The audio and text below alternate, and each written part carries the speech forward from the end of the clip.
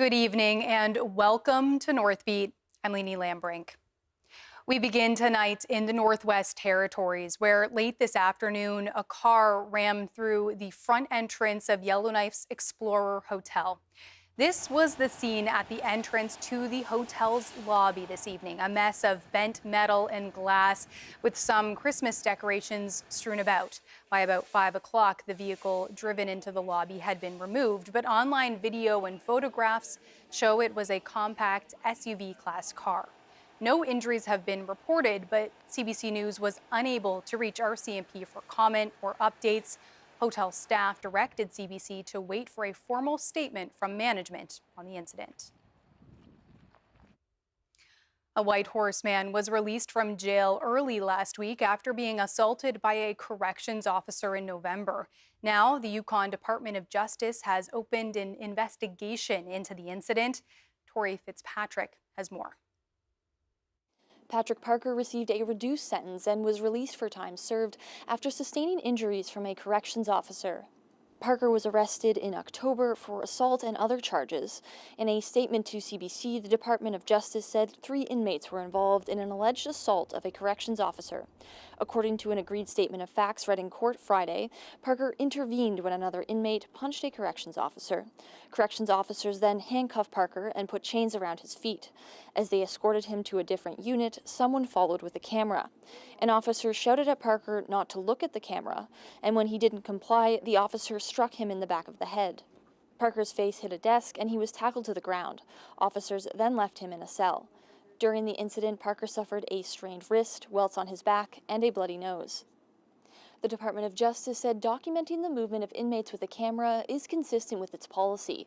It said it cannot provide any further details about the incident at this time. Tori Fitzpatrick, CBC News, Whitehorse. The Dene Nation and the RCMP are at odds with each other over an arrest that sent an Indigenous man to Edmonton with frostbite. The incident happened near Betchicon, Northwest Territories, earlier this month. RCMP say officers stopped 25-year-old Elias Schiller along Highway 3 on December 14th. There were warrants out for his arrest. According to RCMP, Schiller gave a false name and refused to comply with police. During the arrest, Schiller suffered frostbite and was flown out of the territory for medical treatment. Dene National Chief George McKenzie publicly condemned NWT RCMP over the incident on Monday. He said in a statement, police used excessive force. He's calling for accountability, police reform, and the creation of an Indigenous police force. The RCMP, meanwhile, issued their own response the next day. They say they charged Schiller with resisting or obstructing a peace officer and identity fraud. That's on top of initial charges related to assault and failures to comply with release orders. RCMP say police were wearing body cams and that an internal investigation was launched the day after the incident, and that remains ongoing. Police say Schiller's injuries were the result of his refusal to comply with police and that officers behaved professionally. According to the RCMP, Schiller remains in custody and is recovering from his injuries.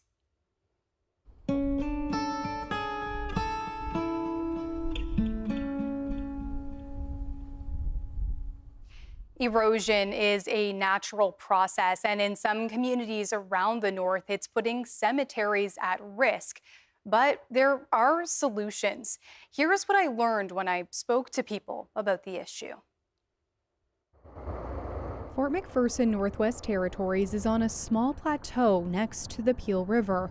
Erosion is threatening one of its most sacred places. The red dotted line is a 30-year setback of where they expect the slope to be in 30 years. So you can see that the church would be gone, and a little more than half of the cemetery will be gone. Dennis Wright is managing a project that's trying to slow that erosion down. He says his community is in a tough position. We are concerned that we may have to start moving graves, and nobody wants to do that, but unless we can stop the slope at some point or another, we will have to start relocating graves. Dringweensi, good morning. Wright spoke about his community's plight at a riverbank erosion workshop in Yellowknife earlier this month. The Northwest Territories Association of Communities organized the three-day event. It brought together people from around the territory. But there are examples of erosion threatening cemeteries in other parts of the north, too. Tuktoyaktuk Nunavut's Graveyard Island is one of them. This researcher was asked to help assess the issue there a few years ago. So we look at the shoreline migration, how it moved over time since the 50s until mostly today. And it's been eroding for a maximum of about 50 meters during that time. Tuktoyaktuk's MLA says erosion on Graveyard Island isn't a huge problem now, but he expects his community will someday need to make a tough decision about the old cemetery, the place where his own parents and siblings have been laid to rest. It would bring up a lot of raw emotions, I think, to whoever that came to that. Removing our family from their final resting place, that's probably the most, probably the emotional part to me. Mickey Ehrlich gave a presentation on cemetery erosion at that workshop in Yellowknife. She found 3 options communities can explore: slow the erosion, move the cemetery, or let nature take its course. She's also excited about work that's being done about erosion more broadly in the Yukon. The territorial government there is starting a shoreline erosion project where they want to develop guidance because they also are experiencing a gap in expertise and capacity to address it. So in that case, we have a partnership of 3 different territorial departments that have come together because they recognize, just like here, there is no one territorial department or unit that's working solidly on riverbank erosion. Carcross Tagish First Nation in the Yukon has dealt with this kind of erosion before. The First Nation leapt into action to rebury a grave that was exposed next to the Tagish River in 2018. I think the things that I learned from it might not be specific to the actual engineering side of things, but certainly around understanding community concerns and the community emotional requirements around it. So really, it was really important for us to be open to everybody about what was going on and what we were doing and how we were doing it. Back in Fort McPherson, Wright knows the challenge his community is facing is a difficult one and that communication will be key.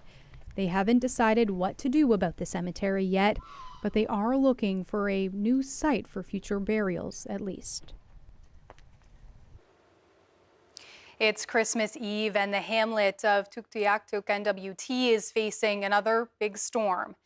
Mayor Erwin Elias says it's the 3rd blizzard within 3 weeks. Elias says he hasn't seen snow like this since his younger days when it would pile 15 to 20 feet high. We got our staff here that, worked for days to remove snow throughout the community, and then after that we had another big storm. Everything was blown back in again, and here we are. We got a storm here again today. Elias is also one of the candidates running to be chair of the Inuvialuit Regional Corporation. Hans Lanny, Lawrence Rubin, Dwayne Smith, Brian Wade, Kurt Wainman, and Lucy Kaptana are all running in that election as well. Back to the weather. The freezing temperatures in the Yukon will continue through Christmas. Residents have been asked to reduce electricity usage. The government says the territory's energy grid is strained and every little bit helps keep the lights on for everyone. Whitehorse could be subject to rolling blackouts if the grid reaches its limit. CBC's Virginia Ann spoke with officials this morning to learn more about what that means. And Jay, how close are we to getting there right now with the rolling blackouts? Oh yeah, we're a little ways away.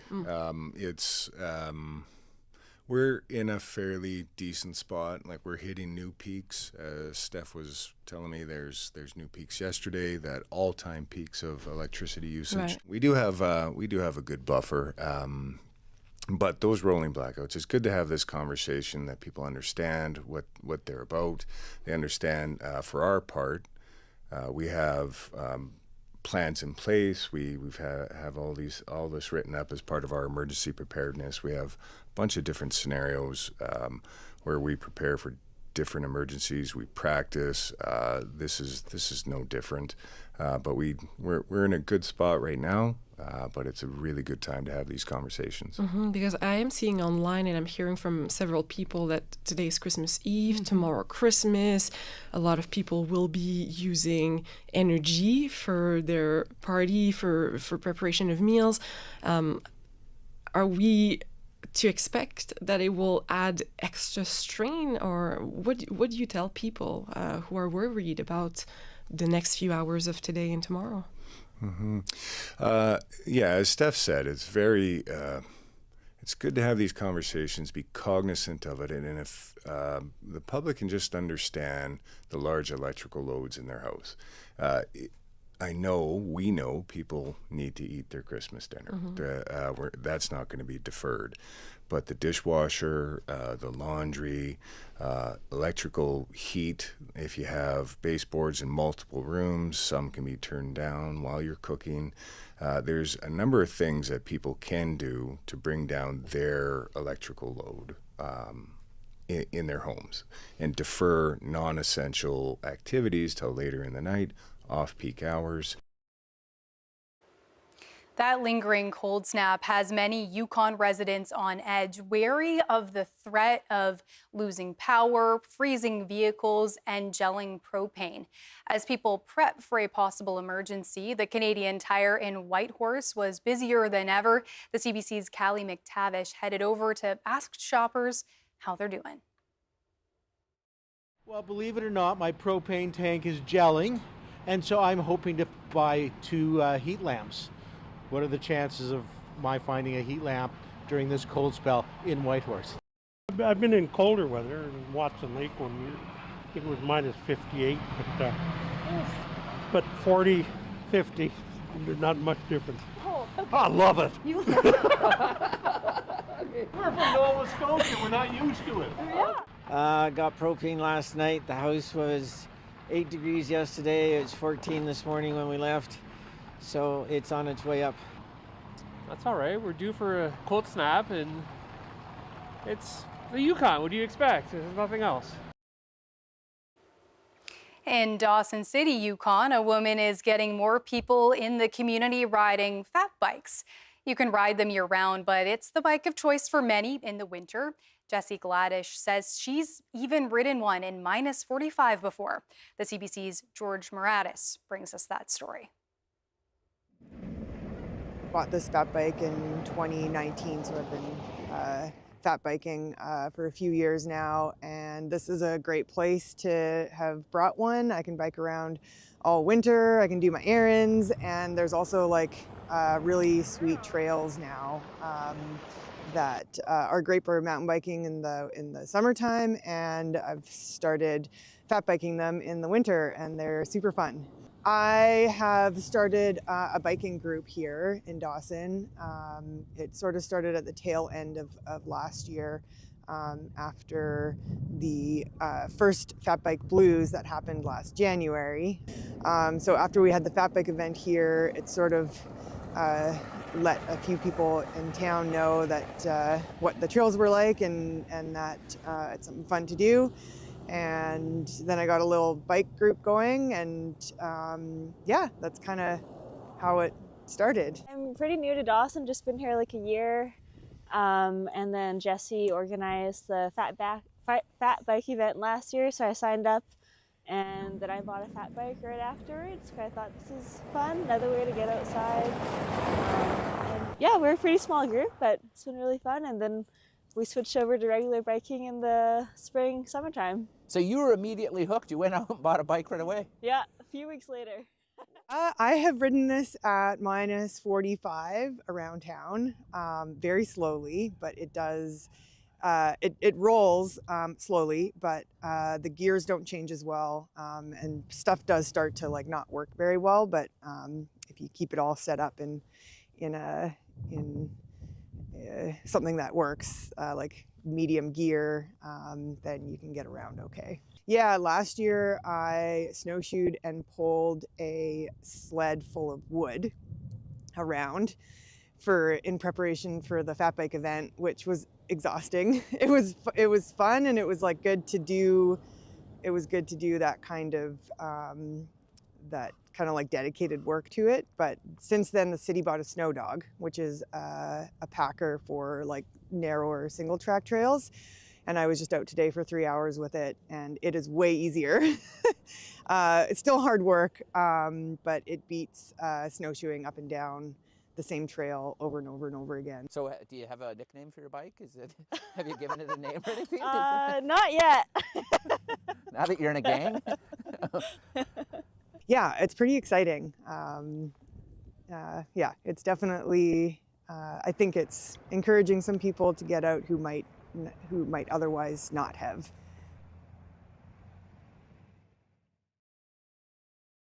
Ready, Rudolph? Ready, Santa. Enjoy this festive season. Coming? Where? Why, to the North Pole, of course. Enjoy the magic, Happy birthday! hilarity, I triple dog dare you. We're all in for a very big treat. enjoy the excitement, Tremendous, gargantuan, spectacular! and wonder. From the moment I met you, it's been an adventure. Enjoy the holidays. Watch free on CBC Gem. If there's one thing I know about Canadians, it's that we're kind. We want to help. It doesn't take a big star. Or millions of dollars. All it takes is one can. $1. Or even 1 hour of your time. In every corner of this country, people give. To their friends, to their families, to total strangers. And this season, we will give again. Starting December 5th, help us make the season kind.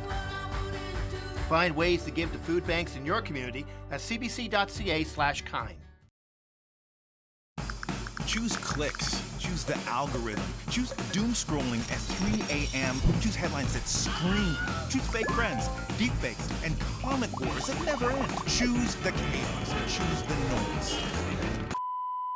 Or don't. Choose news that's checked, verified, accountable. Choose being there where the stories are. Choose proof over panic. Sense over madness. Choose news, not noise. Where does bravery live? It lives inside Cynthia Appia, who refuses to let the high cost of sports slow her down.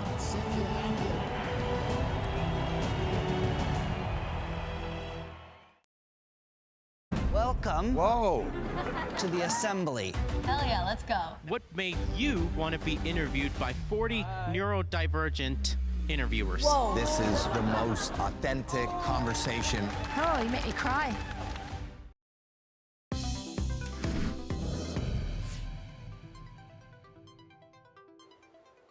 Some types of caribou are on the decline here in the north. While experts and Indigenous leaders work to protect herds, efforts are also being made in the south. Parks Canada is offering a rare look inside the Caribou Conservation Breeding Centre in Alberta's Jasper National Park. 7 calves were born at the $40 million facility last spring. It's a promising step toward rebuilding the animal's population in that province. Maggie Kirk has the story. Over in the Tonquin Valley, caribou populations are at risk of local extinction. But here at Jasper National Park in the Caribou Breeding Centre, 7 calves have been born, with hope they will once again thrive in the wild. 3 females and 4 males, and they're all healthy. The birth went very, very smoothly. Right now, there are only about 50 wild caribou left in Jasper National Park, with just 11 reproducing females. That wasn't always the case. We also have reports from early explorers talking about a multitude of caribou on the landscape, like ants walking on the landscapes. But caribou numbers in Alberta have been declining for decades, largely because of loss of habitat. But here in Jasper National Park, the story is a bit different. So in the early 1920s in Jasper, we reintroduce elk in the park. And at the same time, to be successful with that reintroduction, we did some pretty intensive wolf control, predator control in the park until 1959. When park staff stopped their practice of culling, the wolf population increased, dramatically depleting caribou numbers. The Maligne herd disappeared completely. The Brazeau herd shrunk to 3 animals. And experts say the Tonquin herd likely wouldn't ever recover without help. More than a decade ago, Parks Canada put together a team of experts on caribou, including Indigenous partners. You know, for myself and for my community, I think it was really important that we had a place and involvement. You know, it's really about that inclusion and being able to look after the land and look after everything that exists in the land. In 2023, Parks Canada built the Caribou Breeding Center, a $40 million investment and the first of its kind in North America. It has about 35 pens, so it's quite large, over 65 hectares. The breeding center has more than 300 gates, and you can see all the gates in red here. And the purpose of all these gates is to make sure we can manage the caribou in different ways. The barn is where staff can work closely with the animals. And this is what they call the squeeze. And then we can squeeze the caribou. 2 padded cylinders edge closer together to lift the caribou off their feet, giving easy access for their caretakers to give vaccines or take samples. Each year, new calves will be released back into the wild, and different males will be brought in to breed with the females, who will stay at the facility for most of their life. It's a yearly cycle. So when the full program is established, we're hoping that every year we'll be able to release between 13 to 17 yearling females and the same number of males, and then that will go up very quickly until we reach approximately 200 caribou. Bissayon says reaching that goal will take 5 to 10 years, at which point they'll switch focus to repopulating the Brazeau and Maligne herds. But experts in wildlife conservation hope that Alberta finds an easier way to rebuild caribou numbers. I just don't think we should let our other remaining caribou populations across the country within Alberta get to the point where their only hope is this very intensive measure where you're bringing them into a breeding facility. These things are really resource intensive. They're extraordinarily expensive. Though some say that the caribou in the park didn't have a chance of survival without intervention. The center is set to release its first group of healthy calves this spring. Maggie Kirk, CBC News, Jasper National Park.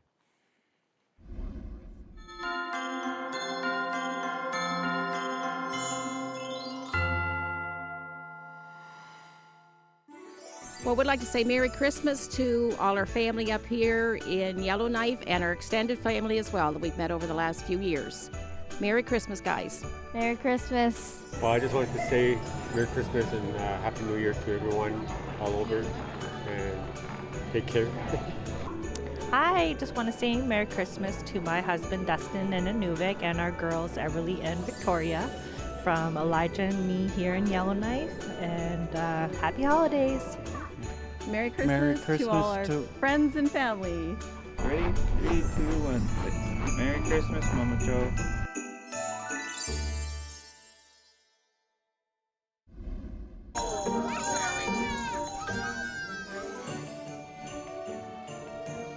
Inuit and Innu children in northern Labrador got a visit from Old St. Nick this week. Santa Claus hopped on a twin otter and visited 2 communities to hand out gifts.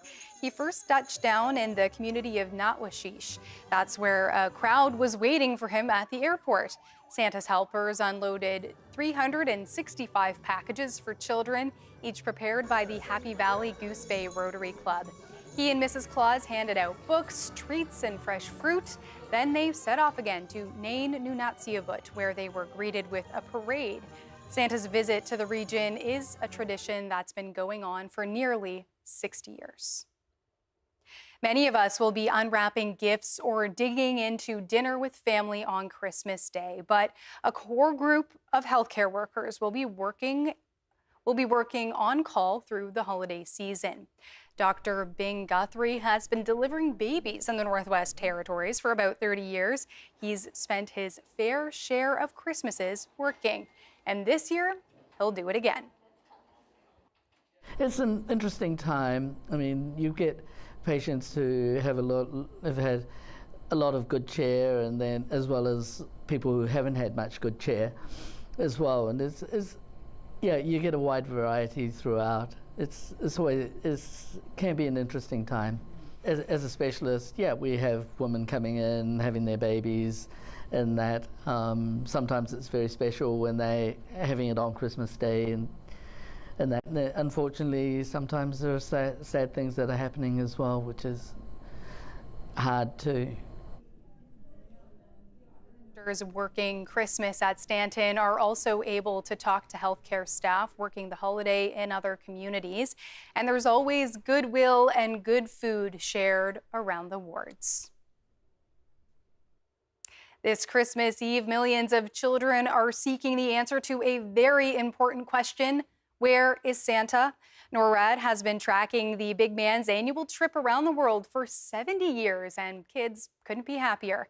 Each year, the organization's Santa Tracker website draws 15 million unique visitors from more than 200 countries and territories.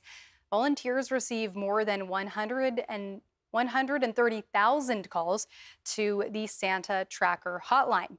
The head of NORAD says nothing will sideline Santa, Rudolph, and other reindeer in their effort to spread holiday cheer. When we prioritize what we do, we make sure that Santa has a clear path to do his job. And as you know, we're going to gear up in the next 24 hours here for the 70th time. How we try to make it simple, through the great work of Canadian and U.S. military members day in, day out. But there's no mistake that my number one task is to ensure that Santa gets through smoothly, and we'll be up to the task, I promise.